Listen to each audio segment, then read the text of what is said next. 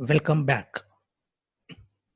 So in the last class, we have completed the global stiffness matrix and also we saw that global mass matrix. Now in this presentation, let us try to find out the what is a lambda value, lambda suffix I. So that we are going to be find out here. So if you write the governing equation k minus lambda into m into u is equal to 0, then you will get the equation is equal, this is called as a k minus of lambda into m matrix into u is a displacement matrix that is called u1, v1, u2, v2, u3, v3, and that must be equal to the 0. So this is the governing equation for the dynamic analysis case, and the problem is under the free vibration undamped case. So here in the last class also we discussed about the boundary condition and we found that u1 v1 and u3 v3 are the four boundary conditions, and these boundary conditions are equal to 0. So if u1 is 0, then we are going to be use the elimination process to reduce the range of the complexity of the problem, or the range of the stiffness matrix as well as the range of the mass matrix, because the range of the stiffness matrix is 6 by 6 and m is also 6 by 6. So therefore once you do the k minus of lambda m, you will get the 6 by 6. So now we are going to reduce that complexity. For that one we are going to use the elimination process. If u1 is 0, therefore you have to be eliminate the first row of the k as well as first column of the k. And similarly in the m also you need to be eliminate the first row and the first column. And if v1 is also going to be 0, therefore it is the second one, the v1 is second one, therefore you need to be eliminate the second row as well as second column. And in the mass matrix also you need to be eliminate the second row and second column.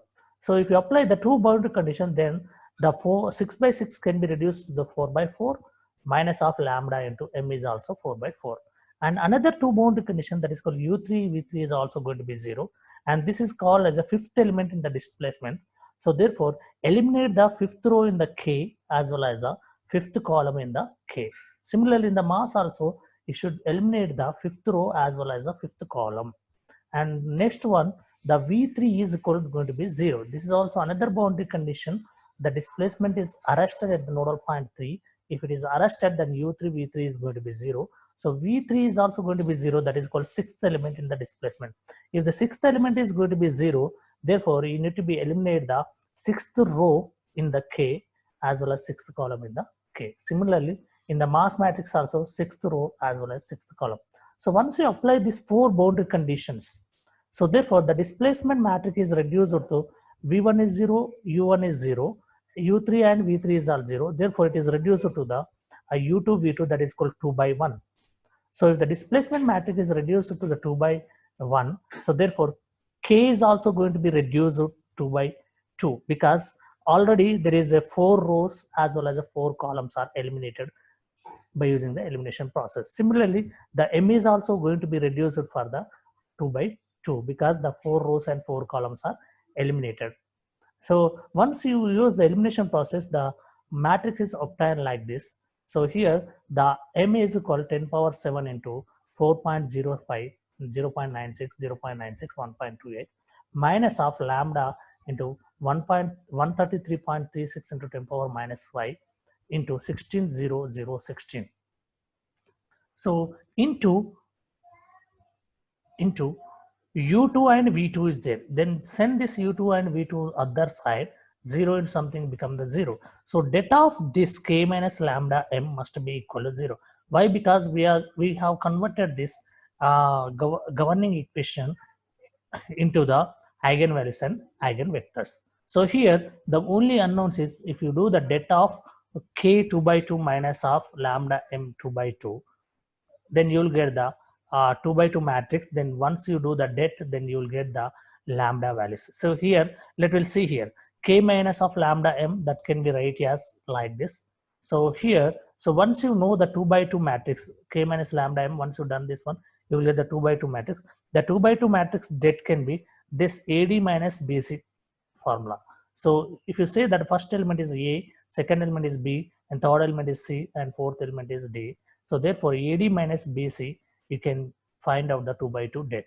So if you do that one, then you will get the det must be equal to the 0. So this is the det must be equal to 0. So from this one, it is possible to get the lambda values. So you'll get the equation 4.553 into 10 power minus 4 into lambda square minus of 1137,294.0.8 0.08 lambda plus 4.2624 into 10 power 14 is equal to be 0. So here, by using this linear equation, it is possible to find out the lambda. So you'll get the lambda 1 as well as a lambda 2. So lambda 1, you'll get the 2038698752, and lambda 2 4592017009. This is in the form of, because why we are getting, what is the reason to get the lambda 1 and lambda 2 values? So because the above equation is in the form of a square minus 2ab plus b square. So this is the formula. Using this one, you'll get the lambda 1 as well as the lambda 2. So once you get the two values of lambdas, that is equal, that must be equal to the natural frequency whole square. So we use the formula lambda must be equal to the natural frequency whole square. So therefore at lambda 1, you will get the natural frequency 1, that is equal under root of lambda, you will get the natural frequency, that is equal 45151.951881. So from this one, it is possible to find out the frequency f, that is equal 2 pi f is equal natural frequency, and that must be equal to the natural frequency by 2 pi. Then you will get the frequency is equal 7189.8 Hz. So similarly for lambda 2, you'll get the natural frequency, that is equal under root of lambda 2, that is equal 21428.99225. So from this one, the frequency can be defined as natural frequency omega n2 divided by the 2 pi. Then you will get the f2, that is a frequency 3412.2599 Hz. So this is a f1 and f2.